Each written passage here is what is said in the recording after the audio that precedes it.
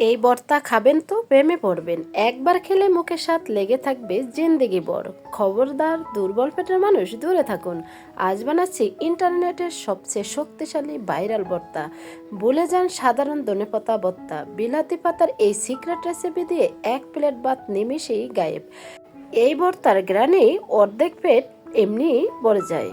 বিলাতি ধনেপাতার এমন জাল জাল চটপাটা ভর্তা আগে কখনো খেয়েছেন? মুখে অরুচি দূর করার এক নম্বর মহা ঔষধ, জিভে জল আনা বিলাতি ধনেপাতার স্পেশাল ভর্তা। আজকে বানিয়ে ফেললাম ইন্টারনেটের সবচেয়ে জাজালো আর ভাইরাল ভর্তা। চলুন দেখে নেই কেন সবাই এটার পিছনে পাগল। একঘেয়ে খাবার খেয়ে খেলাম তো মাত্র 5 মিনিটে বানিয়ে নেন বিলাতি পাতার এই ম্যাজিক ভর্তা। হ্যালো এভরিওয়ান, আসসালামু আলাইকুম, welcome back to my channel. আপনারা সবাই কেমন আছেন? আশা করছি যে যেখানে আছেন সবাই অনেক অনেক ভালো আছেন এবং সুস্থ আছেন। কাছে অথবা দূরে, দেশ অথবা দেশের বাহিরে যে যেখান থেকে ভিডিওটি দেখছেন সবাইকে অসংখ্য ধন্যবাদ। সবার জন্য অনেক অনেক দোয়া এবং শুভকামনা রইল। আমার চ্যানেলে নতুন হলে চ্যানেলটি সাবস্ক্রাইব করে বেল অন করে রাখতে পারেন। নিত্য নতুন সাধারণ সবজি দিয়ে অসাধারণ ভর্তার রেসিপি। আর আমার রেসিপিটি ভালো লাগলে একটি শেয়ার করে সবাইকে দেখার সুযোগ করে দিবেন। আপনাদের মতো সবাই জেনে এই রেসিপি দেখে বানিয়ে খেতে পারে।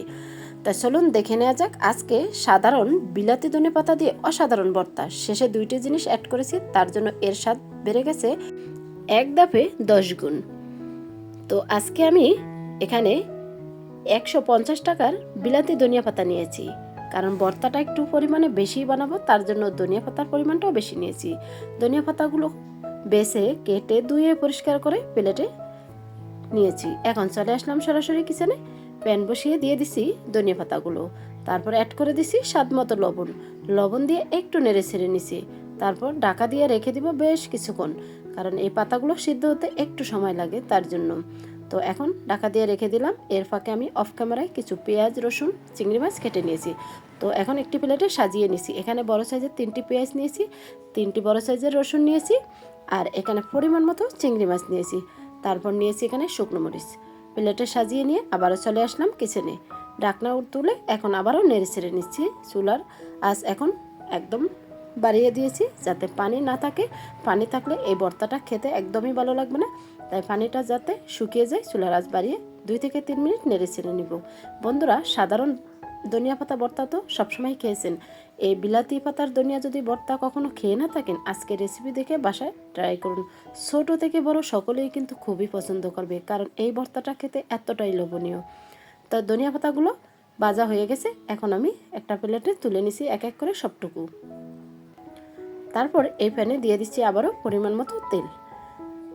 তারপর বেজে নিব কিছু কাঁচামরিচ এবং শুকনো মরিচ। এই ভর্তাটা খুবই জাল জাল করব, তার জন্য মরিচের পরিমাণটা অনেকটাই বেশি নিয়েছি। আপনারা আপনাদের পছন্দ মতোই মরিচটা দিবেন। এখন মরিচটা চুলা লো হিটে দিয়ে একদম ব্রাউন কালার করে বেজে নিব। বন্ধুরা, ভিডিওটি দেখতে দেখতে যারা এই পর্যায়ে চলে আসছেন, একটি লাইক দিতে ভুলে গেছেন, একটি লাইক দিয়ে কন্টিনিউ করবেন। আর আমার রেসিপিটি কে কোন জেলা থেকে দেখছেন অবশ্যই মূল্যবান মতামত রাখবেন, তাহলে আপনাদের কমেন্টের ধন্যবাদ জানাতে পারবো। তো দেখতেই পাচ্ছেন মরিচগুলো ভাজা হয়ে গেছে, আমি সেম প্লেটে তুলে নিচ্ছি। বাকি তেলের ভিতরে আমি এখন অ্যাড করে দিচ্ছি চিংড়ি মাছ। চিংড়ি মাছগুলো দিয়ে হালকা করে একটু ভেজে তারপর এক এক করে অ্যাড করে দিব আমি এখানে রসুন এবং পেঁয়াজ। কালারের জন্য এখানে সামান্য পরিমাণ হলুদের গুঁড়া দিয়েছি। এই ভর্তাটা খুবই কালারফুল হবে। এই হলুদের গুঁড়া দেওয়ার কারণে যে কোনো খাবার একটু কালারফুল হলে খেতে কিন্তু ভীষণ ভালো লাগে, কারণ কালার দেখতে সুন্দর হলে খাবারটা খেতেও ভালো লাগে। কিন্তু এই হলুদে কোনো স্বাদ বাড়াবে না, জাস্ট কালারের জন্য দেওয়া। তো বন্ধুরা, চিংড়ি মাছগুলো হালকা করে ভাজা হয়ে গেছে, এখন আমি অ্যাড করে দিছি এখানে রসুনগুলো 3 থেকে 4 মিনিট ভেজে তারপর আমি অ্যাড করে দেব পেঁয়াজগুলো। বন্ধুরা, এই ভর্তাটা যখন বানাবেন চাল একটু বেশি দিবেন, কারণ এই ভর্তাটা খেতে ভীষণ টেস্টি। কেন জানেন? কারণ এই ধনিয়া পাতার ঘ্রাণটাই আলাদা, তার জন্য। ছোট বাচ্চারাও কিন্তু খুব পছন্দ করে খেয়ে নেবে। আমার ছেলেরা খুবই পছন্দ করে এই ভর্তাটা, তাই আমি আজকে পরিমাণে অনেকটাই বেশি বানিয়েছি। তাই রসুনগুলো 3 থেকে 4 মিনিট ভাজা হয়ে গেছে, তারপর অ্যাড করে দিছি এখানে পেঁয়াজ কুচি। এখন 7 থেকে 8 মিনিট আমি পেঁয়াজ, রসুন, চিংড়ি মাছ ভালো করে ভেজে নেব। বন্ধুরা, ভিডিওর মাঝে এবং ভয়েসের মাঝে ভুল ত্রুটি হলে ক্ষমার দৃষ্টিতে দেখবেন। আর সবাই সবার জন্য দোয়া করবেন। দেখতেই পাচ্ছেন পেঁয়াজ, রসুন, চিংড়ি মাছ ভাজা হয়ে গেছে। এখন আমি সেম প্লেটে সবটুকু তুলে নিব।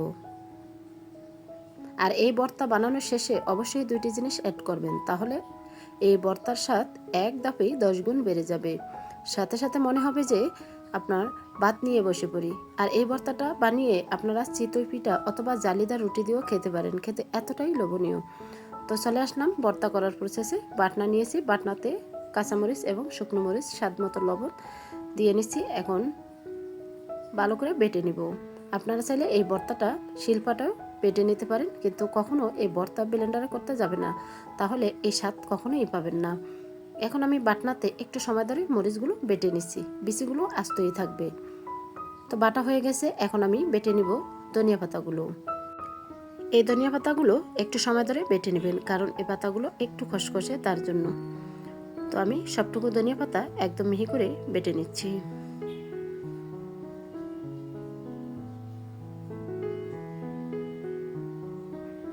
এই সিজনে যদি এই ভর্তাটা কখনো খেয়ে না থাকেন, আজই বাসায় ট্রাই করতে পারেন।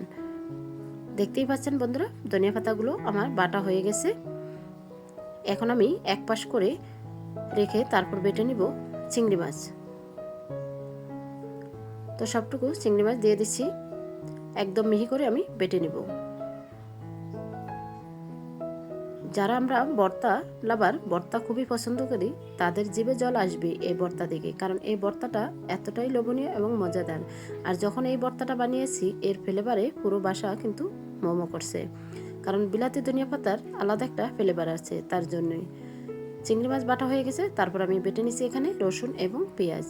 রসুন পেঁয়াজ একদম মিহি করেই বেটে নেব।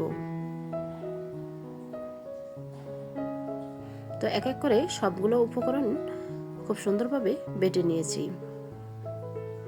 এখন আমি শেষে দুইটি জিনিস অ্যাড করব। তারপর তৈরি হয়ে গেল আমাদের সাধারণ বিলাতি ধনিয়া পাতা দিয়ে অসাধারণ ভর্তা। এখন হাত দিয়ে সবগুলো উপকরণ ভালো করে মিক্স করে নিচ্ছি।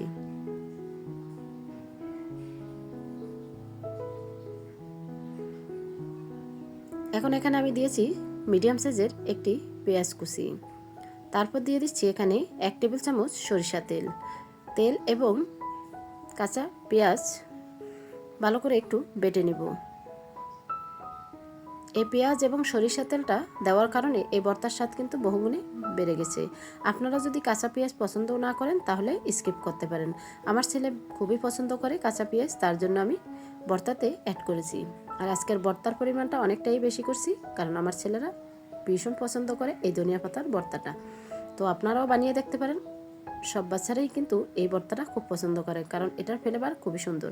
তো ভর্তাটা পুরোপুরি রেডি হয়ে গেছে, এখন আমি একটা প্লেটে পরিবেশন করে নিচ্ছি। দেখতেই পাচ্ছেন বন্ধুরা, কতটা লোভনীয় হয়েছে সাধারণ ধনিয়া পাতা দিয়ে অসাধারণ ভর্তা। এখন আমি একটি চামচের মাধ্যমে কেটে দেখিয়ে দিচ্ছি।